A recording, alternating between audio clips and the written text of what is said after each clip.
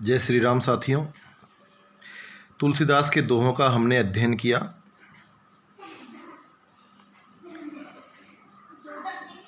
अब इसका अगला पार्ट कृपाराम जी खिड़िया,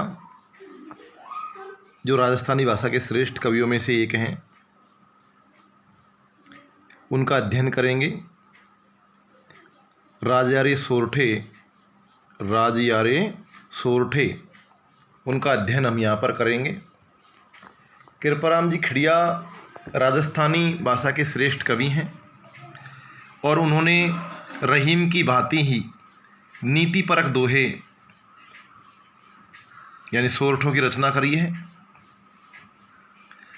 और नीति परक शैली में सरल रूप से हमें समझाया है। आप ध्यान से सुनिए, प्रत्येक शब्द का अर्थ समझिए और यदि कोई त्रुटि रह जाती है अथवा आपको कुछ समझ में नहीं आता है तो आप मेरे पर्सनल फ़ोन नंबर पर कांटेक्ट कर सकते हैं, विद्यालय को अवगत करा सकते हैं। पहला है उपजावे अनुराग कोयल मन हर्षित करे, कड़वो लागे काग रस नारा गुण राजिया। वो अपने सेवक राजा राम अथवा राजिया को संबोधित करते हुए कहते हैं कृपाराम जी खिड़िया की, अरे राजिया, अरे राजा राम, यह सब रसना यानी जिह्वा या वाणी का ही प्रभाव है कि कोयल जब बोलती है तो उससे प्रेम उत्पन्न होता है, अनुराग यानी प्रेम, और वो मन को हर्षित करती है। यानी कोयल का बोलना सबको अच्छा लगता है, मन प्रसन्न हो जाता है। वहीं इसके उल्टे कड़वो लागे काग, कौवा जब काँव काँव अथवा अपनी कर्कश वाणी में बोलता है तो सबको बुरा लगता है और लोग उसे महत्व नहीं देते हैं। तो यहाँ पर राजस्थानी भाषा है, नीति परक शैली है। अगला है काली घनी कुरूप कस्तूरी कांटा तुले, शक्कर बड़ी स्वरूप रोड़ा तुले राजिया। कि अरे राजिया, हमें कभी गुण की तुलना में रूप को महत्व नहीं देना चाहिए, क्योंकि रूप तो क्षणभंगुर है और गुण सनातन है। इसलिए जो कस्तूरी होती है, कस्तूरी एक प्रकार का अति सुगंधित पदार्थ होता है जो काले हिरण की नाभि में पाया जाता है, तो स्वाभाविक है उसका रंग भी काला होगा।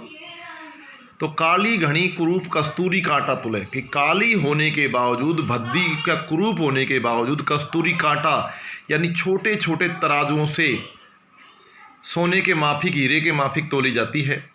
शक्कर बड़ी स्वरूप, शक्कर यानी चीनी, चीनी बड़ी सुंदर और सफ़ेद होने के बावजूद रोड़ा यानी पत्थरों से तोली जाती है। इसलिए हमें गुण को महत्व देना चाहिए, रूप को नहीं। इसमें वही राजस्थानी भाषा है, नीति परक शैली है। अगला इसी कड़ी में है कि डूंगर जड़ती लाए जोवे सारो ही जगते, पर जड़ती निज पाए रति न सूझई राजिया। कि अरे राजिया, आज मनुष्य दूसरे के काम धंधों में ज़्यादा अड़ंगेबाजी करते हैं, दूसरों की कमियां हमें शीघ्र नज़र आ जाती हैं। उसी के संदर्भ में बोलते हैं कि डूंगर जड़ती लाए, कि यदि अग्नि डूंगर पर जल रही हो, अर्थात दूसरे के घर में जो कोई कमी है तो उसे सारा संसार देखता है, कमियां निकालता है। पर जलती निज पाए, लेकिन वही आग जब खुद के पैरों में जलने लगती है, अर्थात जब वही लड़ाई झगड़ा खुद के घर में होता है, तब व्यक्ति को कुछ भी समझ में नहीं आता है, सूझता नहीं है, समझ में नहीं आता है।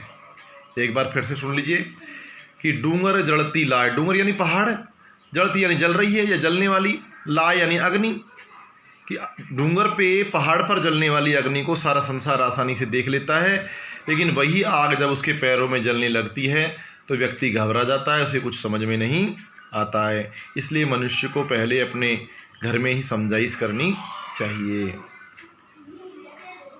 अगला है मतलबरी मनवाए चुपकई लावे चूरमो, मतलबरी मनवार चुप कहीं लावे चूरमो, और बिन मतलब मनवार राब न पावई राजिया।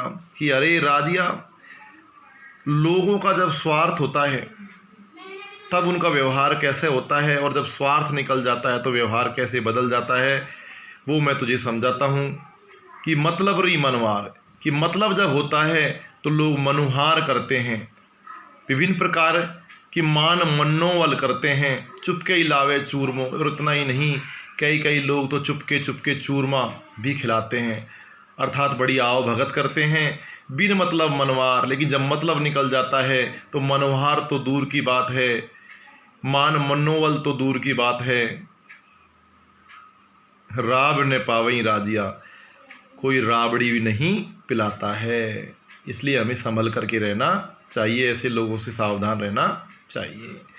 अगला है मुख ऊपर मिठियास, घट माही खोटो घड़े, इसड़ासू इखलास, इखलास यानी प्रेम, राखीजे नहीं रे राजिया। कि ऐसे मनुष्य जो मुंह पर तो मीठा मीठा बोलते हैं और घटमा ही खोटा घड़े, और मनी मन बुरे विचार रखते हैं, अर्थात ऐसे लोग जो मुंह में राम बगल में छुरी रखते हैं। इशड़ासु, ऐसे लोगों से इखलास यानी प्रेम हमें नहीं रखना चाहिए। ठीक है।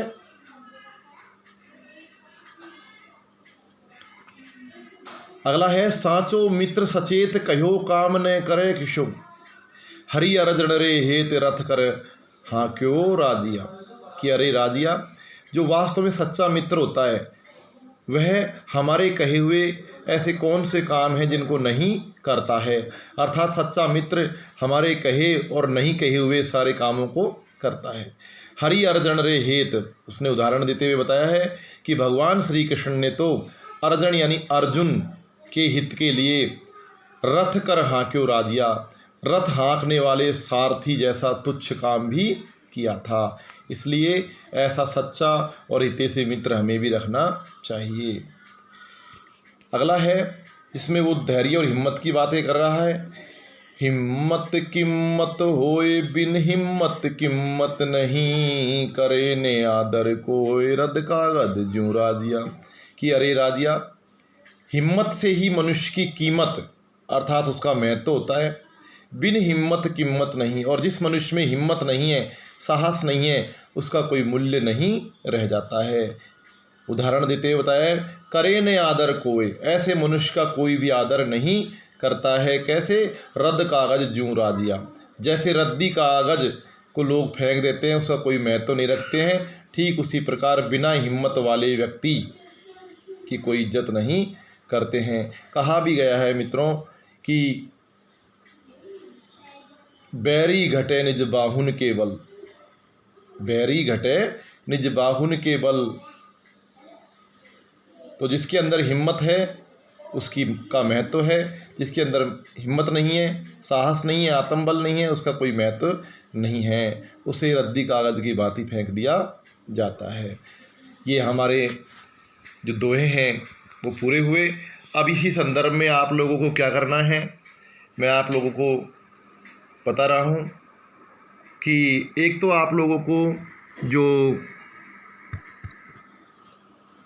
ये लघुतरात्मक प्रश्न हैं उसमें चौथे से लेकर के 8वें तक के जो प्रश्न हैं उनका भावार्थ लिखना है आप लोगों को। भावार्थ में केवल आप पंक्ति लिखेंगे और पंक्ति लिखने के बाद उसका अर्थ और अर्थार्थ लिखते हुए भाव बताने की चेष्टा करेंगे। इसके अलावा ये जो व्याख्या भाग है, व्याख्या भाग में आप इसमें तुलसी या संसार में इसकी व्याख्या करेंगे, ठीक है। और व्याख्या में अपना वही पुराना फॉर्मूला चलेगा, पहले आप शब्दार्थ लिखेंगे और उसके बाद सह प्रसंग व्याख्या करेंगे, प्रसंग और व्याख्या, ठीक है।